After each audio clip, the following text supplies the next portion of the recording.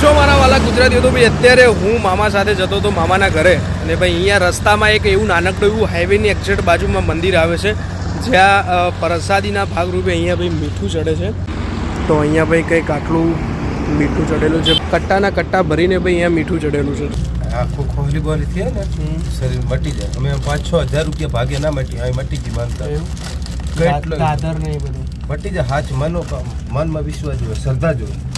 અહીંયાના આજુબાજુના જે કાકા મળ્યા છે અહીંયા મને, એમનું કહેવું એવું છે કે અહીંયા ભાઈ ચામડીનો રોગ કંઈ પણ થયો હોય ને ભાઈ તમે અહીંયા માનતા માનો.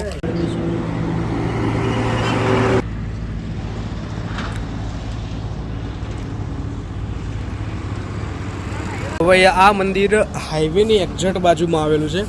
આ છે હાઈવે ને આ છે અહીંયા મંદિર.